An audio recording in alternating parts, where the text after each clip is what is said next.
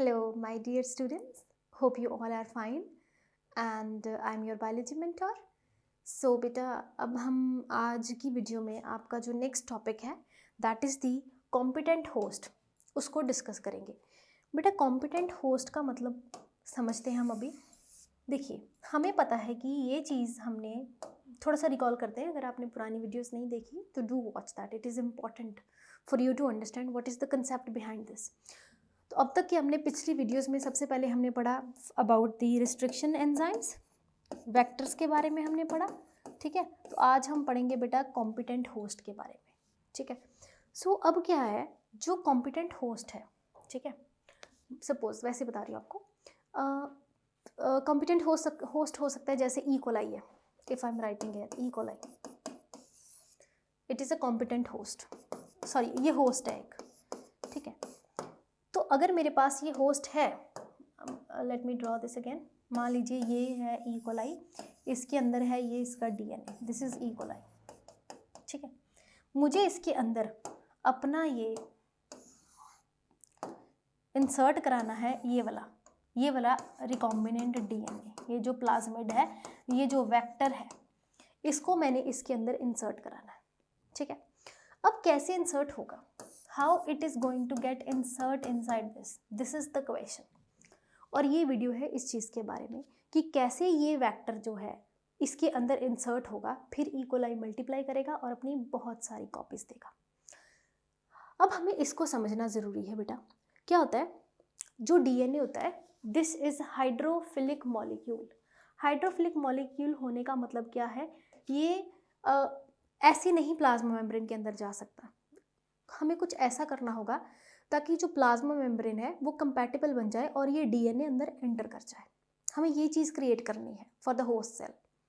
अब वो चीज़ क्रिएट कैसे होगी, क्योंकि अब तक तो हमने पढ़ा कि जब हमने प्लाज्मिड लिया फिर उसके ऊपर रिस्ट्रिक्शन, जैसे ये प्लाज्मिड था, ठीक है। If I am writing here plasmid था, ठीक है, सर्कुलर।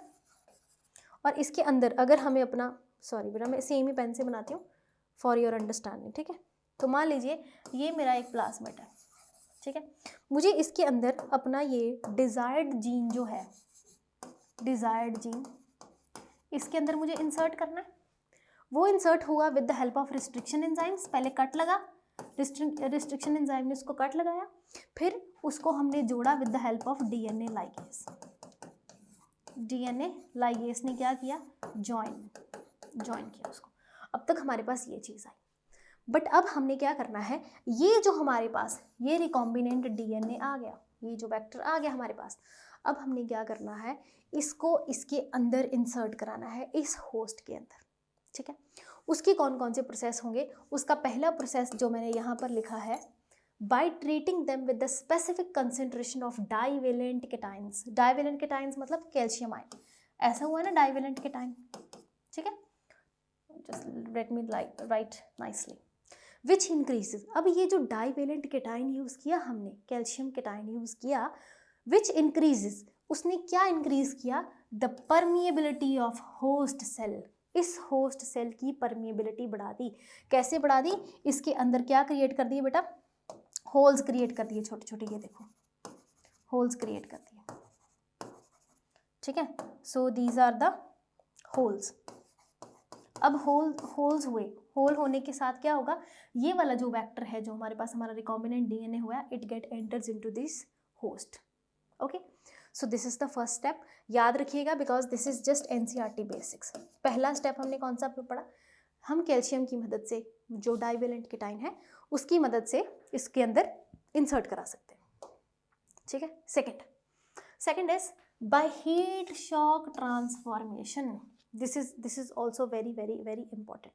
हीट शॉक का मतलब क्या होता है बेटे, कि पहले उसको ठंडा करना, फिर उसको गर्म करना, फिर उसको ठंडा करना। इससे क्या होगा, उसकी प्लाज्मा मेम्ब्रेन जो होगी वो इतनी ज़्यादा मतलब स्ट्रेंथन नहीं रह पाएगी और उसके अंदर हमारा जो वेक्टर है वो ऑटोमेटिकली इंसर्ट हो जाएगा।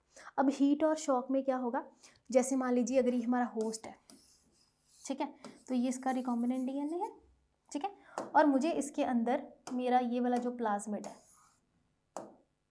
ये वाला मुझे इसके अंदर इंसर्ट कराना है।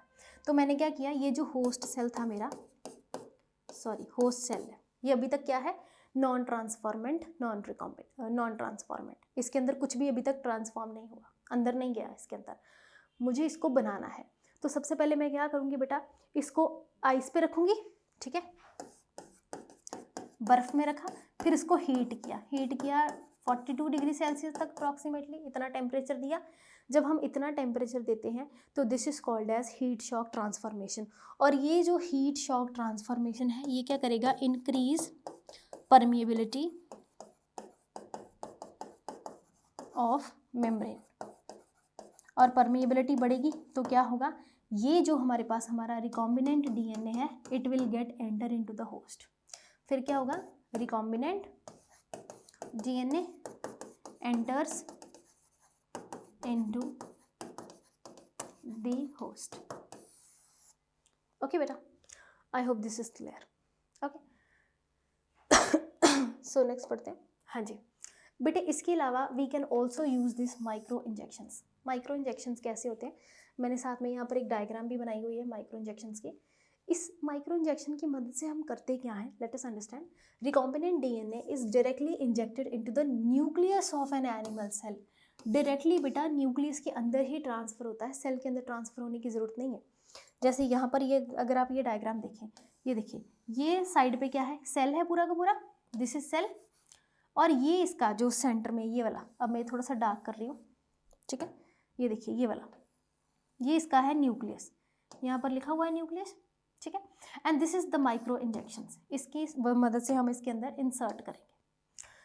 बेटे क्या होता है, सेल अब कितना छोटा होगा, अब उस सेल को होल्ड भी तो करना ज़रूरी है। उस सेल को हम लोग होल्ड करेंगे, यहाँ पर लिखा हुआ है ना, pipette for making cell stable, this will act as a suction, और ये सेल को अपनी जगह पे रखेगी ताकि जब माइक्रो इंजेक्शन इसके अंदर इंसर्ट हुआ तो वो सीधा न्यूक्लियस को टच करे और इसके अंदर ही ट्रांसफरेंस हो जाए directly into the nucleus. Okay, so अब the question is where this micro injections are generally used. बेटे हम ज़्यादातर इसको यूज़ करते हैं ओवम में या जाइगोट्स में, ये चीज़ ज़्यादा यूज़ होती है माइक्रो इंजेक्शंस, ठीक है। So I hope this is very much clear. तो ये सक्शन पंप का बहुत ज़रूरी है। सक्शन क्या एक्ट करेगा, टू होल्ड, यहाँ पे लिख देती हूँ, to hold cell in a position,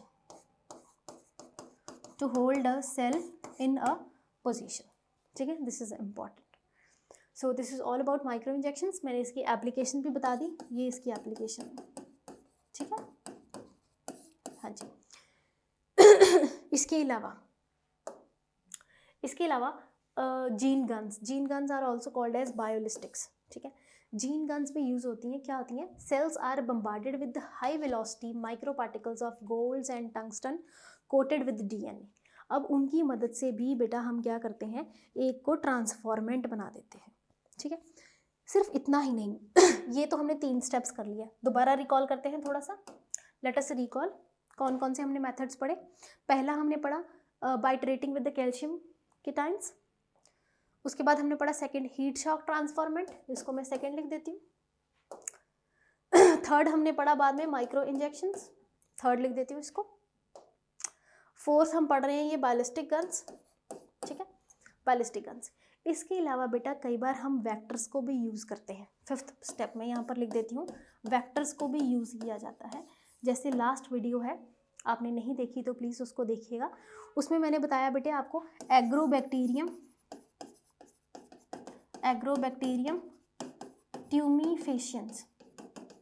अब ये क्या करता है बेटा, this is basically used in plants, ठीक है, और ये क्या करता है, टीआई प्लाज्मिड को ट्रांसफ़र करता है इनटू, ये टीआई प्लाज्मिड ट्रांसफ़र होके क्या करता है, एक नॉर्मल सेल को, जो हमारे पास एक नॉर्मल सेल है उसको कन्वर्ट कर देता है इनटू कैंसरस सेल, ठीक है। सो ये भी एक तरह का होस्ट यूज़ कर रहे हैं हम लोग इसको, ठीक है, ये भी तो एक तरह का मेथड हुआ कॉम्पिटेंट होस्ट बनाने के लिए। इसके अलावा मैंने लास्ट वीडियो में आपको रेट्रोवायरस के बारे में भी बताया था, और retrovirus basically used in animals, ठीक है। इसके अलावा और भी बहुत सारी चीज़ें यूज़ हो सकती हैं, जैसे एग्रोबैक्टीरियम राइजोजीन्स, ऐसा कुछ, ठीक है। So this is all about this biolistic guns. I hope this video is very much clear to all of you. So इतनी बड़ी वीडियो नहीं थी, छोटा सा टॉपिक था ये, बस मैंने इसकी सेपरेट वीडियो इसलिए बनाई सो दैट कि हमारा वो लिंक चलता रहे सब्जेक्ट का, वो लिंक ना ब्रेक हो. सो this is all about this class.